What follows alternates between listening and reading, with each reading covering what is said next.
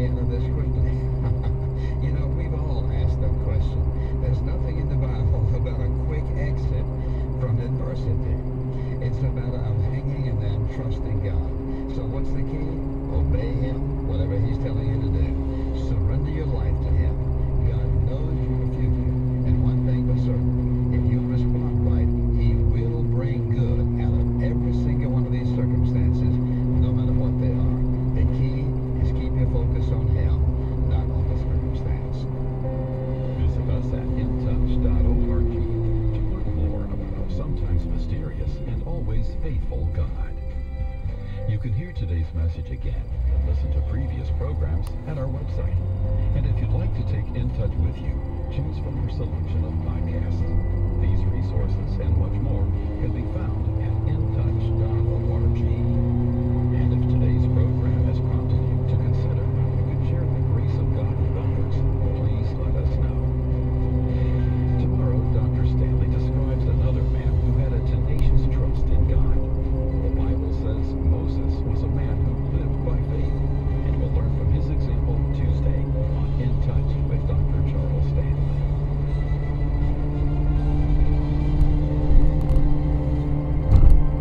This program is a presentation of In Touch Ministries in Atlanta, Georgia, USA.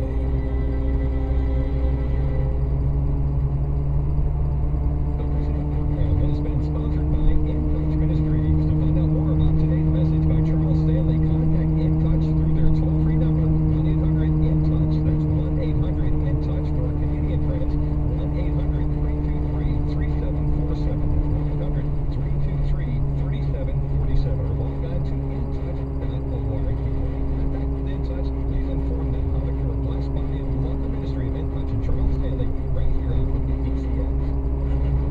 Vacation for you and your family this summer. 4 amazing, fun-filled days and one life-changing event.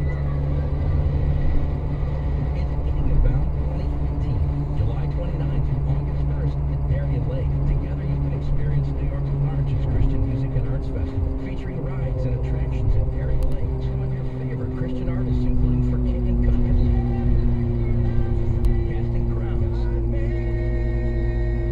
Toby Man, and many others, plus renowned speakers 29 for gas. and Bob Lenz. Hotel and camping packages are available for you to stay Baldwin on Street. Darien Lake. They give you Howard exclusive Baldwin. access to early morning and late night activities, or you can commute daily with a full event program. Joker. Get your tickets today at kingdombound.org. Make lasting memories with your family this summer at Kingdom Bound 2018. Visit kingdombound.org. That's kingdombound.org. You're getting your week started right. Stick All around right. for Bible studies all morning long. We're 99.5 WDCX FM, WDCX FM HD1, and AM 970 WDCZ Buffalo. The Focus on the Family broadcast is coming to television starting April 23rd. Watch popular guests such as Gary Chapman, Sean Feldman, and Gary Thomas discuss topics that are relevant for couples, parents, and Christians navigating today's culture. Starting April 23rd, the broadcast will air Monday through Friday on TV, Joy TV, Yes TV. Visit FocusTV.ca to find a channel and account near you. That's FocusTV.ca.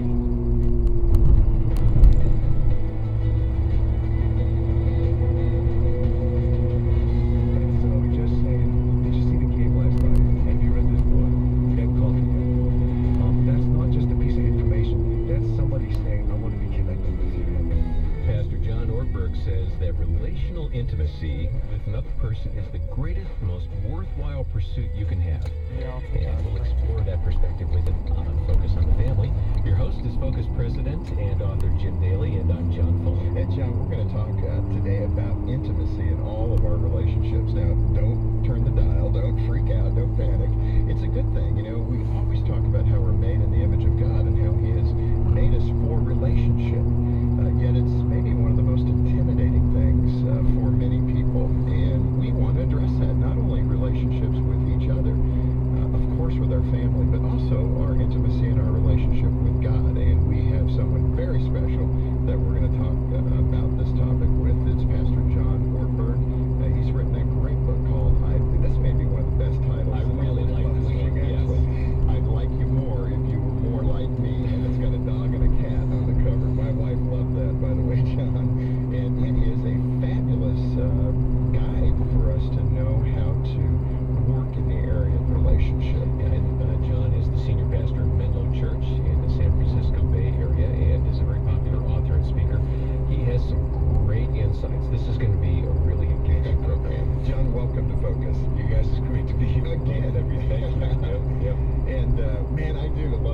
came up with the title? I gotta ask.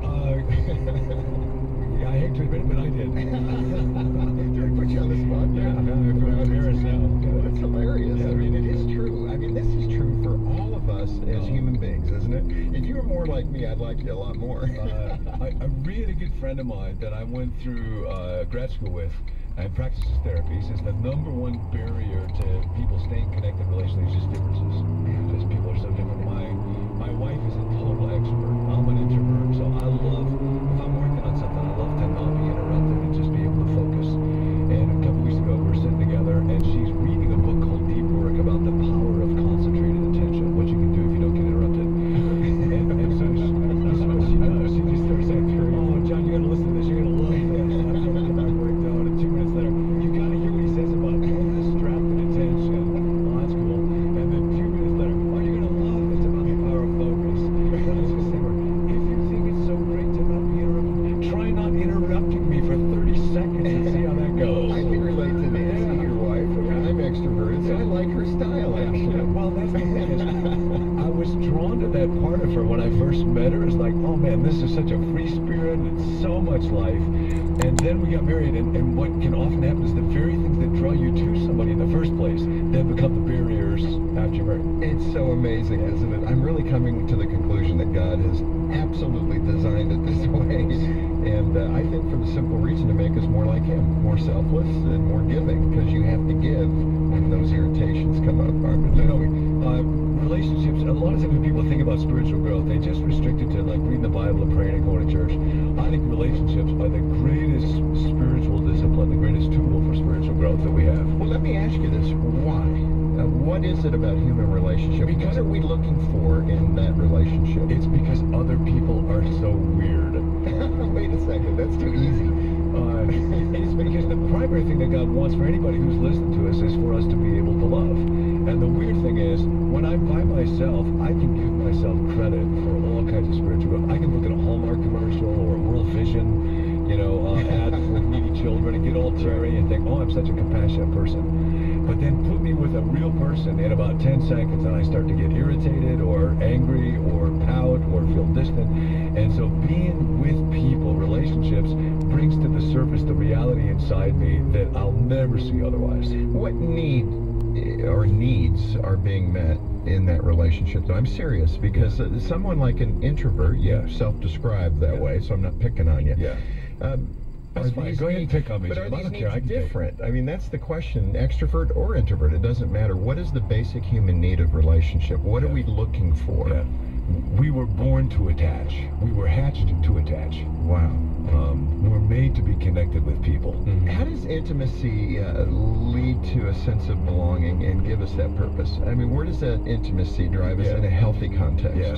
So, for a lot of people, when they hear the word intimacy, they think romance, they think sexuality, they think having your wife touch your leg while you're driving, something like that. Right. And the truth is that the best definition I've heard of intimacy came from this guy, Dallas Willard. He's a huge influence on my life. And he was saying, if you think about what is your life, more than flesh and blood or something, your life is a series of experiences.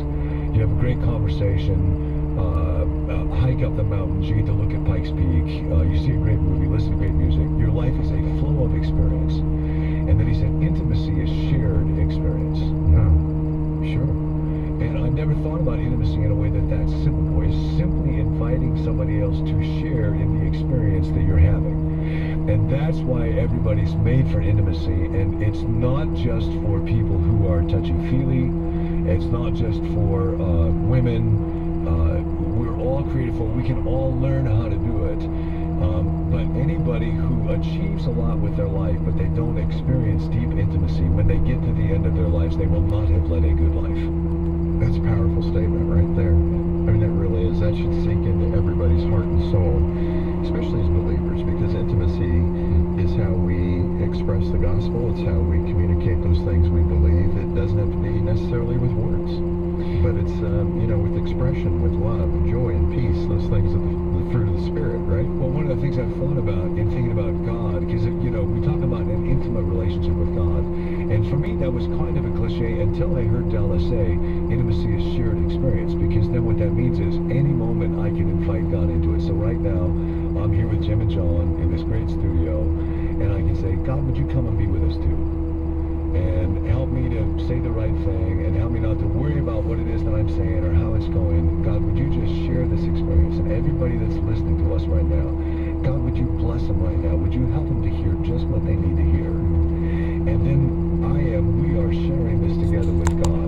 And so an intimate relationship with God doesn't have to be a cliche, doesn't have to be restricted. Any moment I can invite God into it. And that's the way intimacy works.